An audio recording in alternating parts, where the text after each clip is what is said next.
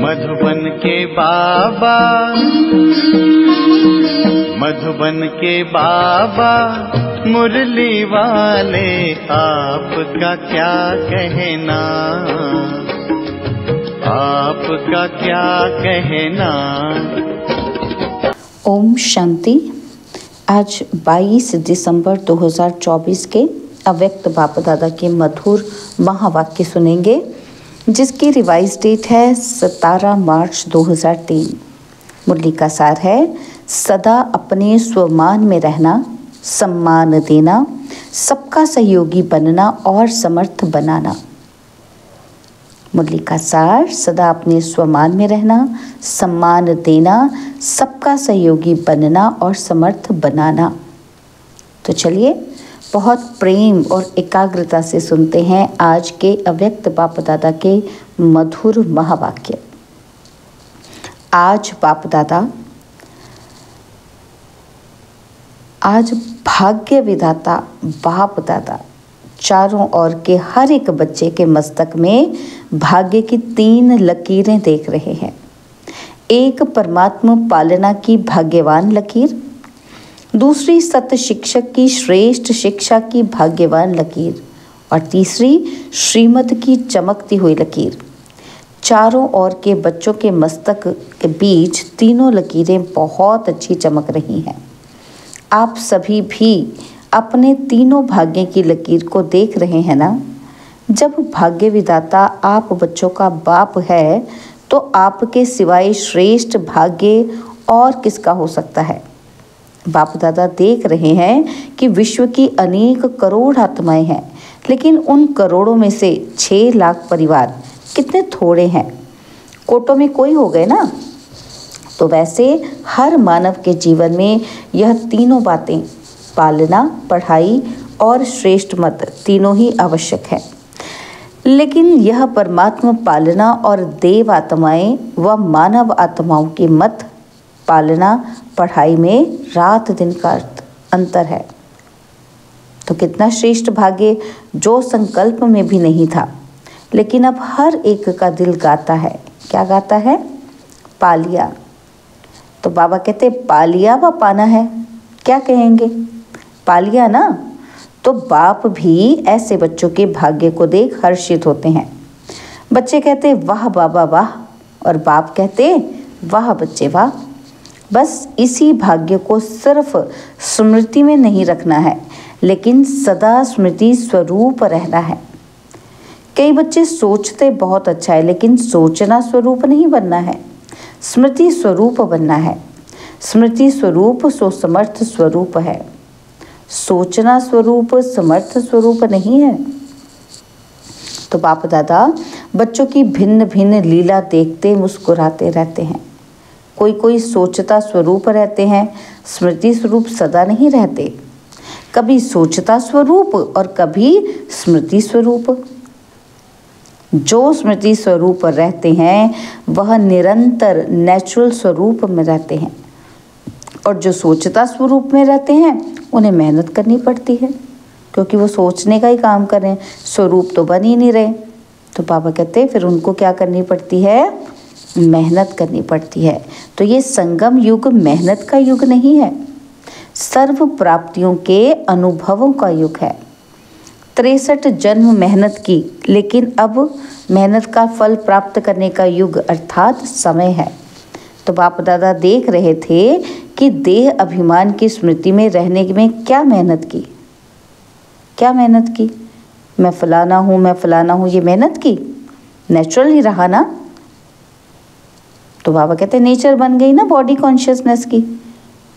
मैं अमीर हूँ, मैं डॉक्टर हूँ, इंजीनियर हूँ, है ना।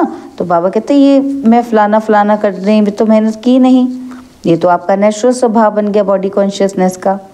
तो बाबा कहते इतनी पक्की नेचर हो गई, जो अभी भी कभी कभी कई बच्चों को आत्माभिमानी बनने के समय बॉडी कॉन्शियसनेस अपनी तरफ आकर्षित कर लेती है। तो जब योग में बैठते हैं, बाबा क्या कहते हैं? आत्माभिमानी होकर बैठो। तो बाबा कहते हैं वो कोशिश भी करते हैं आत्माभिमानी होने की, लेकिन जो नेचुरल टेंडेंसी बन गई है बॉडी कॉन्शियसनेस में आने की, बाबा कहते हैं वही फिर अपनी तरफ खींच लेती है।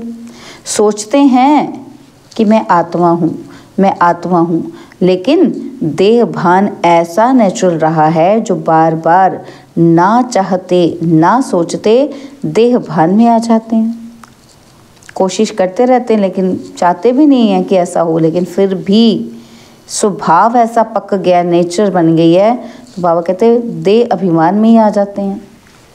बाप दादा कहते हैं कि अब मरजीवा जन्म में आत्म अभिमान अर्थात देही अभिमानी स्थिति भी ऐसे ही नेचर और नेचुरल हो। क्या चाहते हैं बाबा?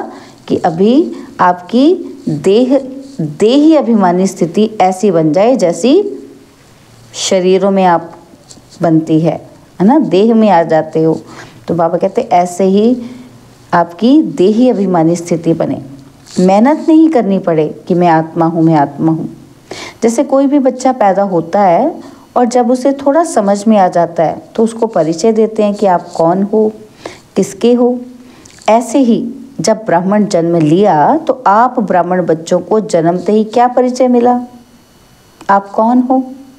आत्मा का पाठ पक्का कराया गया ना। तो ये पहला परिचय नेचुरल नेचर बन जाए। नेचर नेचुरल और निरंतर रहती है, याद करना नहीं पड़ता। नेचुरल नेचर क्या होती है कि वो कंटिन्यूस वैसे ही रहती है। तो बाबा कहते हैं उसके लिए कुछ याद करने की मेहनत नहीं करनी पड़ती। तो ऐसे ही हर ब्राह्मण बच्चे की अब समय प्रमाण देही अभिमानी स्टेज नेचुरल हो। कौन सी स्टेज? देही अभिमानी की। कई बच्चों की है, सोचना नहीं पड़ता, वो स्मृति स्वरूप हैं। तो अब निरंतर और नेचुरल स्मृति स्वरूप बनना ही है। लास्ट अंतिम पेपर सभी ब्राह्मणों का यही छोटा सा है। कौन सा? नष्टो मोहा स्मृति स्वरूप। तो इस वर्ष में क्या करेंगे? कई बच्चे पूछते हैं कि इस वर्ष में क्या विशेष लक्ष्य रखें। तो बाप दादा कहते हैं सदा देही अभिमानी स्मृति स्वरूप भव। जीवन मुक्ति तो प्राप्त होनी ही है, लेकिन जीवन मुक्त होने के पहले मेहनत मुक्त बनो। ये स्थिति समय को समीप लाएगी और आपके सर्व विश्व के भाई और बहनों को दुख अशांति से मुक्त करेगी। आपकी ये स्थिति आत्माओं के लिए मुक्ति धाम का दरवाज़ा खोलेगी। तो अपने भाई बहनों के ऊपर रहम नहीं आता? कितना चारों ओर आत्माएं चिल्ला रही हैं, तो आपकी मुक्ति सर्व को मुक्ति दिलाएगी। ये चेक करो। नेचुरल स्मृति सो समर्थ स्वरूप कहाँ तक बने हैं। समर्थ स्वरूप बनना ही व्यर्थ को सहज समाप्त कर देगा। बार बार मेहनत नहीं करनी पड़ेगी। तो अभी इस वर्ष बाप दादा बच्चों के स्नेह में कोई भी बच्चे की किसी भी समस्या में मेहनत नहीं देखना चाहते। समस्या समाप्त और समाधान स्वरूप। क्या चाहते हैं बाबा? सब समस्याएं समाप्त और बच्चे क्या बन जाएं? समाधान स्वरूप। क्या ये हो सकता है? बोलो दादियाँ, हो सकता है? टीचर्स बोलो, हो सकता है? पांडव, हो सकता है? फिर बहाना नहीं बताना। ये था ना, ये हुआ ना, ये नहीं होता तो नहीं होता। तो बाप दादा बहुत मीठे मीठे खेल देख चुके हैं। कुछ भी हो, बाबा कहते कुछ भी हो, हिमालय से भी बड़ा 100 गुना समस्या का स्वरूप हो। चाहे तन द्वारा समस्या आए, चाहे मन द्वारा, चाहे व्यक्ति द्वारा और चाहे प्रकृति द्वारा समस्या। परिस्थिति, ये सब क्या है? परिस्थिति। परिस्थिति आपकी स्वस्थिति के आगे कुछ भी नहीं है। ये सारी परिस्थितियां बाबा कहते आपकी स्वयं की स्थिति के आगे कुछ भी नहीं है। और स्वस्थिति का साधन क्या है? स्वमान। नेचुरल रूप में स्वमान हो, याद नहीं करना पड़े, बार बार मेहनत नहीं करनी पड़े कि नहीं नहीं मैं सुदर्शन चक्रधारी हूँ, मैं तो नूरे रत्न हूँ, मैं दिल तक नशीन हूँ। ऐसे नहीं, कोशिश नहीं करनी पड़े, हूँ ही। और कोई होने हैं क्या? बताओ। कल्प पहले कौन बने थे? और बने थे और बने थे या आप ही बने थे? आप ही थे, आप ही हैं और हर कल्प में आप ही बनेंगे, ये निश्चित है। तो बाप दादा सब चेहरे देख रहे हैं कि ये तो यही कल्प पहले वाले हैं। इस कल्प के हो या अनेक कल्प के हो? अनेक कल्प के हो ना? हो तो हाथ उठाओ जो हर कल्प वाले हैं। फिर तो निश्चित है ना, आपको तो पास सर्टिफिकेट मिल गया है ना कि लेना है? मिल गया है ना? मिल गया है या लेना है? तो कल्प पहले मिल गया है तो अभी क्यों नहीं मिलेगा? तो यही स्मृति स्वरूप बनो कि सर्टिफिकेट मिला हुआ है, चाहे पास विद ऑनर का चाहे पास का, ये फर्क तो होगा, लेकिन हम ही हैं। पक्का है ना कि ट्रेन में जाते जाते भूलता जाएगा, प्लेन में जाके उड़ जाएगा? नहीं। तो जैसे देखो, इस वर्ष दृढ़ संकल्प किया कि शिवरात्रि चारों ओर उमंग उत्साह से मनानी है, तो मना ली ना। तो दृढ़ संकल्प से जो सोचा वह हो गया ना। तो ये किस बात की कमाल है? किस बात की कमाल है? एकता और दृढ़ता। सोचा था कि 87 प्रोग्राम करने का, लेकिन बाप दादा ने देखा कि उससे भी ज़्यादा कई बच्चों ने प्रोग्राम किए हैं। ये है समर्थ स्वरूप की निशानी, उमंग उत्साह का प्रत्यक्ष प्रमाण। स्वतः ही चारों ओर कर लिया ना। तो ऐसे ही सब मिलकर एक दो को हिम्मत बढ़ा के ये संकल्प करो, अब समय को समीप लाना ही है, आत्माओं को मुक्ति दिलानी है। लेकिन तब होगा जब आप सोचना स्मृति स्वरूप में लाएंगे। कब होगा? जब आप बच्चे सोचने को क्या बना दोगे? स्मृति स्वरूप बना दोगे। जो स्मृति में चल रहा है ना कि मैं ऐसा हूँ, वो स्वरूप में जब आप आ जाओगे तो बाबा कहते तब आप बाकी आत्माओं को क्या करोगे? मुक्ति दिला सकोगे, उनको दुख से छुड़ा सकोगे। तो बाप दादा ने सुना है कि फॉरेन वालों की भी विशेष स्नेह मिलन व मीटिंग है और भारत वालों की भी मीटिंग है। तो मीटिंग में सिर्फ सेवा के प्लान नहीं बनाना, लेकिन बैलेंस का बनाना। ऐसा एक दो के सहयोगी बनो जो सभी मास्टर सर्वशक्तिवान बन आगे उड़ते चले। दाता बनकर सहयोग दो, बातें नहीं देखो, सहयोगी बनो। स्वमान में रहो और सम्मान देकर सहयोगी बनो, क्योंकि किसी भी आत्मा को अगर आप दिल से सम्मान देते हो, ये बहुत बहुत बड़ा पुण्य है। क्योंकि कमज़ोर आत्मा को उमंग उत्साह में लाया तो कितना बड़ा पुण्य है। गिरे हुए को गिराना नहीं है, गले लगाना है।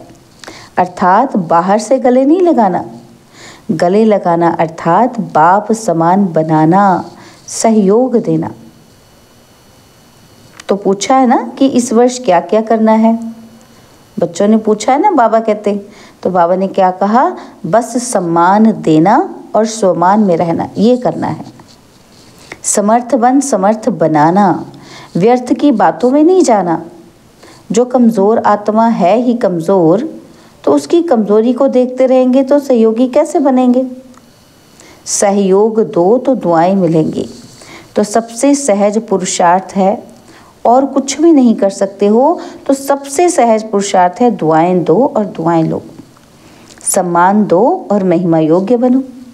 सम्मान देने वाला ही सर्व द्वारा माननीय बनते हैं, और जितना अभिमाननीय बनेंगे उतना ही राज्य अधिकारी और पूज्य आत्मा बनेंगे। देते जाओ, लेने का नहीं। लो और दो, यह तो बिजनेस वालों का काम है। आप तो दाता के बच्चे हो, तो आपने लेना नहीं, आपने क्या करना है? देना है। बाकी बाप दादा चारों ओर के बच्चों की सेवा को देख खुश हैं। सभी ने अच्छी सेवा की है, लेकिन अभी आगे बढ़ना है ना। तो वाणी द्वारा सभी ने अच्छी सेवा की और साधनों द्वारा भी अच्छी सेवा की रिजल्ट निकाली। अनेक आत्माओं का उल्हाना भी समाप्त किया।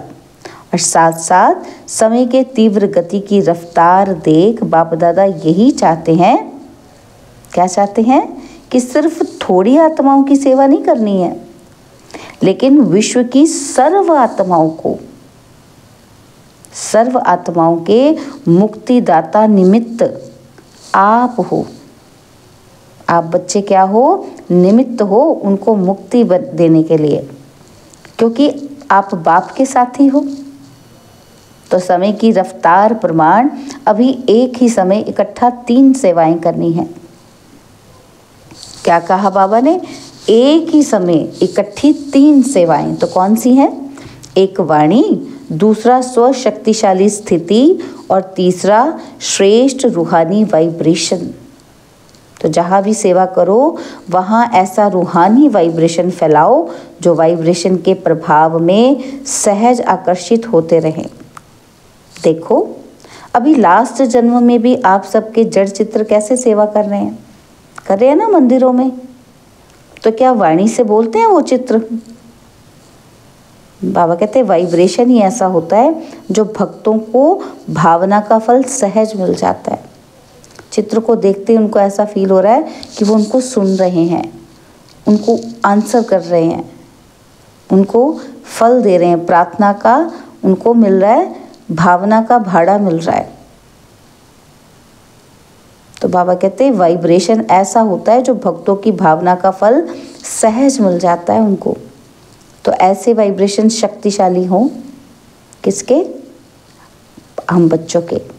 तो वाइब्रेशन में सर्व शक्तियों की किरणें फैलती हों, वायुमंडल ही बदल जाए। वाइब्रेशन ऐसी चीज़ है जो दिल में छाप लग जाती है। तो आप सबको अनुभव है ना कि किसी आत्मा के प्रति अगर कोई अच्छा या बुरा वाइब्रेशन आपके दिल में बैठ जाता है तो कितना समय चलता है? बहुत समय चलता है ना। निकालना चाहो तो भी नहीं निकलता है। तो किसी का बुरा वाइब्रेशन बैठ जाता है तो सहज निकलता है। तो आपका सर्व शक्तियों की किरणों का वाइब्रेशन छाप का काम करेगा। वाणी भूल सकती है लेकिन वाइब्रेशन की छाप सहज नहीं निकलती है। तो अनुभव है ना अनुभव। तो यह गुजरात ने, बॉम्बे ने जो उमंग उत्साह दिखाया उसको भी बाप दादा पदम पदम गुणा मुबारक देते हैं। क्यों? विशेषता क्या रही? क्यों मुबारक देते हैं? फंक्शन तो बड़े बड़े करते रहते हो, लेकिन खास मुबारक क्यों दे रहे हैं? क्योंकि दोनों तरफ की विशेषता रही। कौन सी? एकता और दृढ़ता की। जहाँ एकता और दृढ़ता है वहाँ 1 वर्ष के बजाय 1 मास के समान है। तो जो काम 1 साल में होना है वो किस में हो जाएगा? 1 महीने में। तो सुना गुजरात और बॉम्बे ने। अच्छा, तो अभी सेकंड में ज्ञान सूर्य स्थिति में स्थित हो, चारों ओर के भयभीत हलचल वाली आत्माओं को सर्व शक्तियों की किरणें फैलाओ। बहुत भयभीत हैं, शक्ति दो, वाइब्रेशन फैलाओ। अच्छा, तो बाबा ने ये ड्रिल करवाई।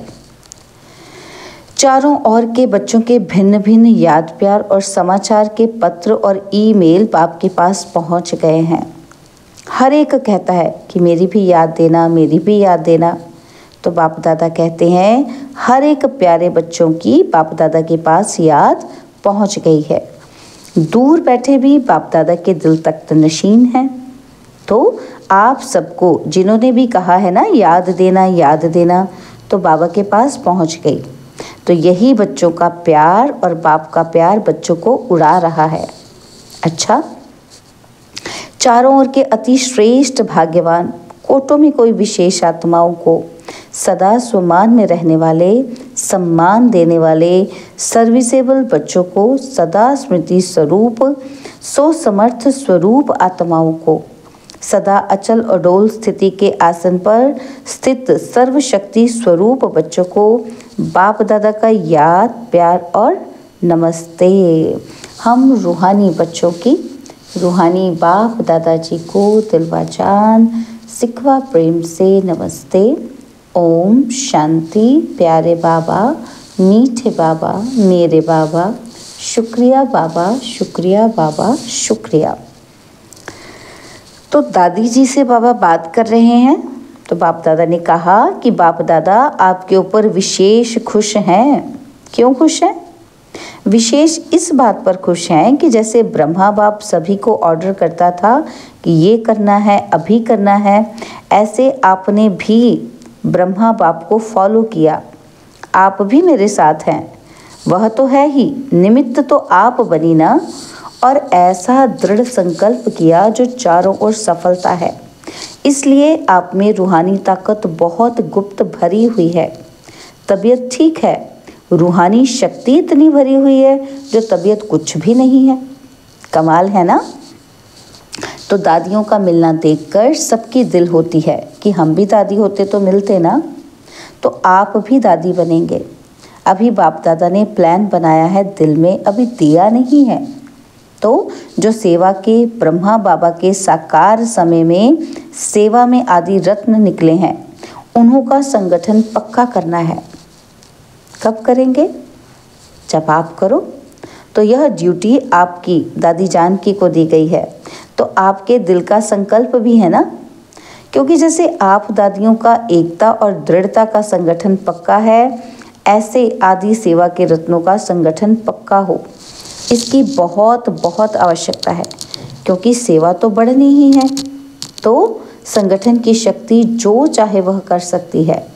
संगठन की निशानी का यादगार है 5 पांडव। 5 हैं लेकिन संगठन की निशानी है। अच्छा, अभी जो साकार ब्रह्मा के होते हुए सेवा के लिए सेंटर पर रहे हैं, सेवा में लगे हैं, वो उठो। भाई भी हैं तो पांडवों के बिना थोड़ी गति है। जहाँ तो थोड़े हैं लेकिन और भी हैं। संगठन को जमा करने की जिम्मेवारी इनकी है, दादी जानकी को दी गई है। तो ये दादी तो बैकबोन है। बहुत अच्छे अच्छे रत्न हैं। अच्छा, सब ठीक हैं, कुछ भी करते रहते हो, लेकिन आपके संगठन की महानता है, किला मजबूत है। अच्छा, तो बाबा ने जाते जाते वरदान दिया कि स्वमान की सीट पर सेट हो, हर परिस्थिति को पार करने वाले सदा विजयी भव। स्वमान की सीट पर सेट हो, हर परिस्थिति को पार करने वाले सदा विजयी भव। सदा अपने इस स्वमान की सीट पर स्थित रहो कि मैं विजयी रत्न हूँ, मास्टर सर्वशक्तिमान हूँ। तो जैसी सीट होती है वैसे लक्षण आते हैं। कोई भी परिस्थिति सामने आए तो सेकंड में अपनी इस सीट पर सेट हो जाओ। सीट वाले का ही ऑर्डर माना जाता है। सीट पर रहो तो विजयी बन जाएंगे। संगम युग है ही सदा विजयी बनने का युग। यह युग को वरदान है, तो वरदानी बन विजयी बनो। स्लोगन है, सर्व आसक्तियों पर विजय प्राप्त करने वाले शिव शक्ति पांडव सेना है। सर्व आसक्तियों पर विजय प्राप्त करने वाले शिव शक्ति पांडव सेना है। ओम शांति।